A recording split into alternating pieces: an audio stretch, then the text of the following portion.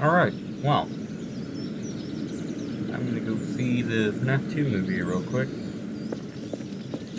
Oh yeah, also, this is your obligatory spoiler warning. If you don't want to be spoiled about the movie, go see the movie first. But alternatively, if you've already seen the movie or you just don't care anymore, then hey, stick around. And if you have already seen the movie, then take a seat.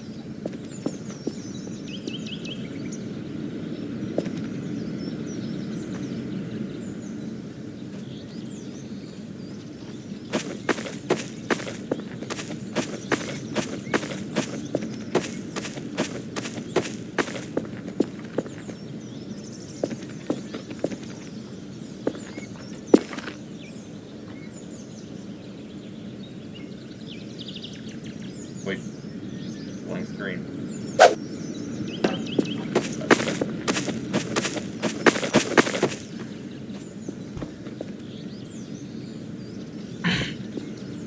Well, if you couldn't already figure it out, in today's video I'm going to be sharing my opinions about the Five Nights at Freddy's 2 movie, since I did get to see it December 4th. It came out a day earlier in my area, which is fine.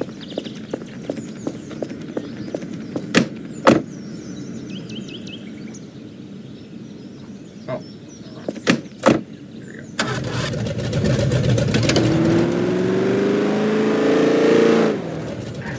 there we go.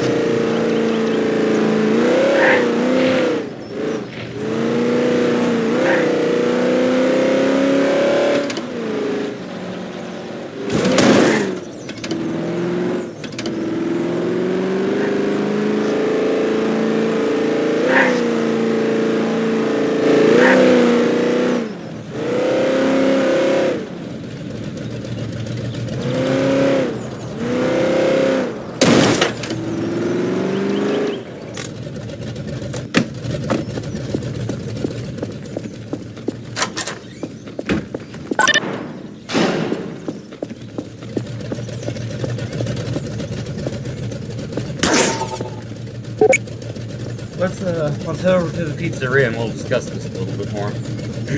Come.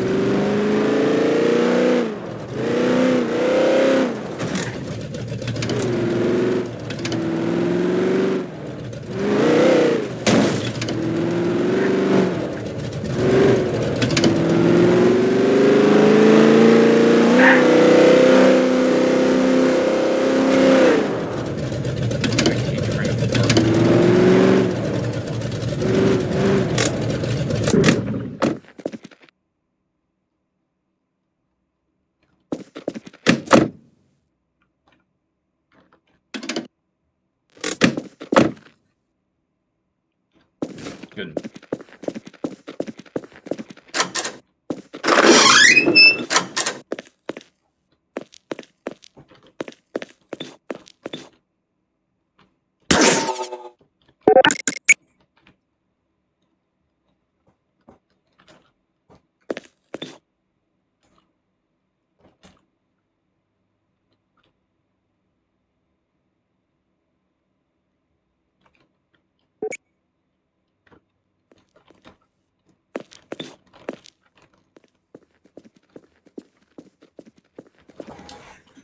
Alright, the Five Nights at Freddy's 2 movie. So, I liked it. I liked it. Big step up from the first one, I can say that. More horror, more gameplay. Mike isn't sleeping through the entire night like he was before. It's great. I loved the way that the robots looked, the animatronics looked. They were fucking awesome in the movie.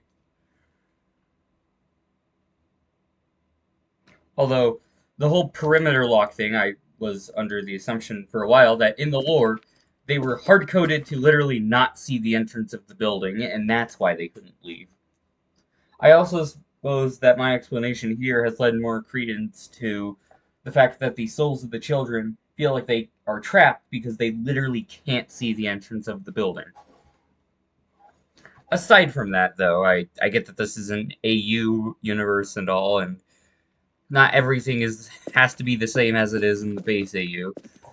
Similarly, along those lines, the Wizards being the prototypes and not the originals, I found to be interesting. And the toys being the originals, I found interesting because they aren't in the lore. If you know the lore of Five Nights at Freddy's, you would know that the Wizards have always come first, and then the toys came after as replacements for the Wizards. But again, this is an AU, and not everything has to be, you know, the same as it is. Again, in another similar vein, Michael Afton not working against his father. It's strange, but hey, fine, I can get around. I can get behind it. If I ever continue the total AU series, not uh I'm not going to do that. Mike is, I think, always going to be working against his father, but you know, AUs and such. Okay, so uh, come.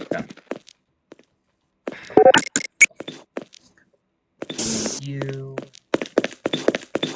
sort of rip this off here.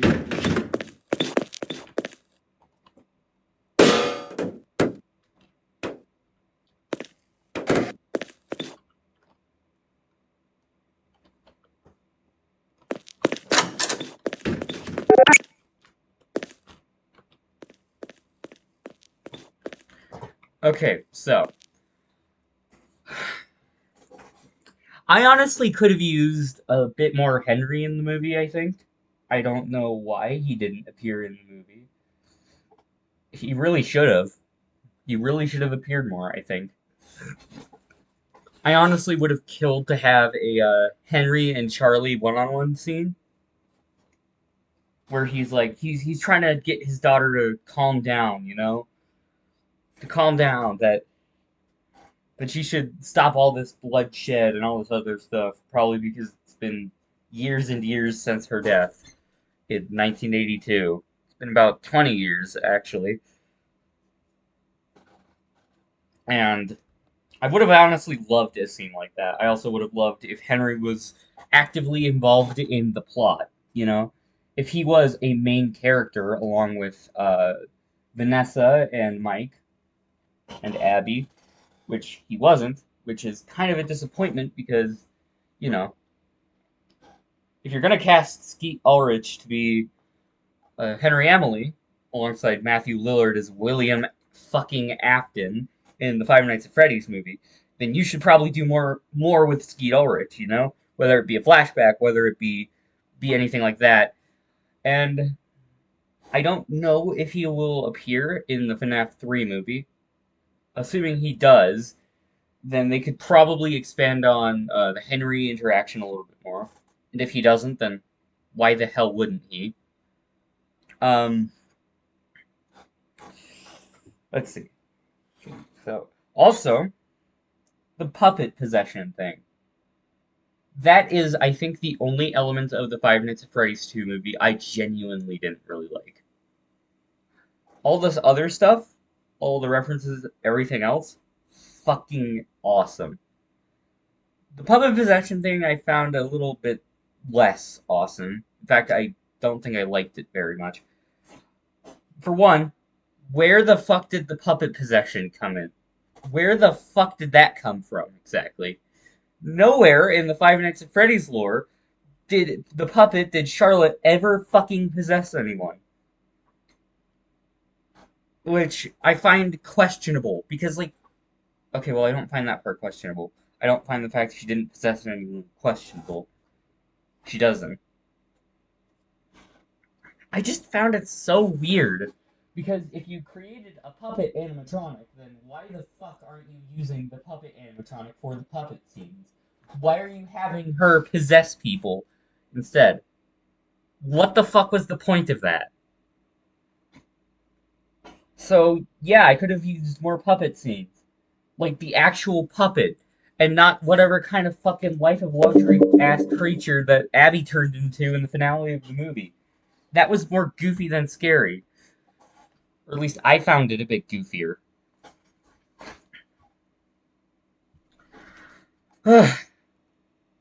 Aside from that, Charlotte being vengeful is. Yeah, I can understand it. Parents were being dicks to her. I mean, in no world would they ever not take her seriously if she just said a child was being kidnapped, but, like,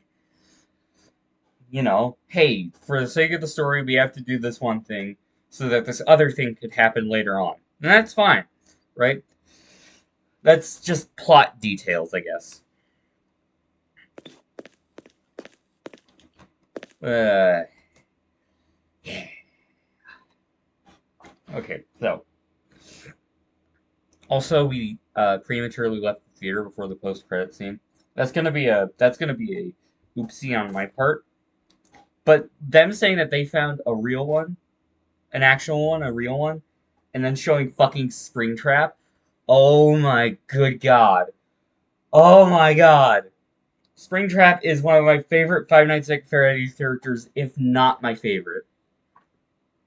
As much as I like Spring Bonnie and Fredbear, Springtrap probably has to be my favorite. Just the very thought of a decaying corpse, the corpse of a serial killer, that is decaying inside of a Springlock suit that was reanimated because the soul of said serial killer possessed it. Oh my god. Oh, I love that. And no doubt is Springtrap going to be really, really, really fucking cool in the FNAF 2 movie. I mean, FNAF 3 movie, Jesus. Um, so again, I can get Charlotte being vengeful. Totally works. Totally does. I mean, it's a huge, huge, and I mean it, fucking huge departure from how she acts in the games, where she was always more of a guiding soul, right? She guided the other missing children into the robot body. She actively worked with Mike, I'm pretty sure, against William Afton. Like, she was not vengeful at all. And, well, obviously she is in this movie, which I can get behind, but, like, yeah. No, the vengeful one was always sort of Cassidy in the FNAF lore. Cassidy and the Crying Child, if you're like me and you want to believe the Crying Child is vengeful. If you want to just inhale, like, 4,000 gallons of fucking copium to just accept that. Um, yeah. Honestly, though, and again, I think I could have used a lot more of the toys. I feel like they were very underutilized, except for Toy Chica, which is kind of stupid. This is not. I believe X Men 723 said this beforehand, but and I'm gonna echo his sentiment here. Dude, I could have used more toy animatronic in the movie. I could have used more toy animatronic. I could have used more Toy Freddy and Toy Bonnie in the movie. And I also could have used more Wizards in the movie. I honestly would have preferred it if the souls of the kids from the first movie got into the withered animatronics because, their bodies, their original bodies, are way too damaged after the pizzeria fucking collapsed on them. Which, I mean, it doesn't happen. And they look perfectly intact, which is kind of odd, considering. that an entire building fell on them, but I almost wonder if they went into the same room as Afton and they were somehow shielded from it or something like that. Which doesn't make much sense because William himself looks a lot damaged. He looks like Springtrap, obviously, in the post-credit scene, so why aren't their bodies that damaged?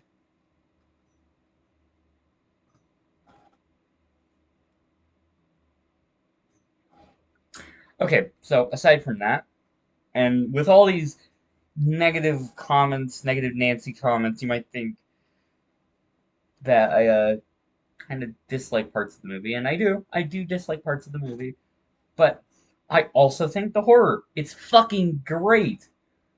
Thank God for that, man. And for anyone who was originally complaining about the animatronics building that fort with Abby in the first movie, they are possessed by the souls of dead children, so, you know, that kind of tracks. Uh, but yeah, no, horror, big fucking step up. I loved the horror. And also, Jeremiah was the fucking MVP of the movie. We all gotta appreciate Jeremiah here. In fact, let's all give Jeremiah a moment of silence. That makes him sound like he's dead. He's not. He's not dead. Let's just give him a moment of silence because he was the fucking match MVP.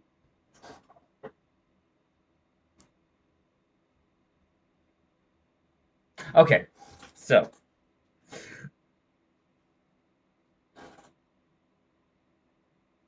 aside from that though, yeah, I enjoyed the FNAF 2 movie. I can't fucking wait for the FNAF 3 movie. Whenever that drops, I'm going. And I will probably do a video on that one too. And I'll probably do another video after this one. Potentially compiling how I would maybe redo certain parts of the FNAF 2 movie. You know. Aside from that, though, I think that's about it. Goodbye.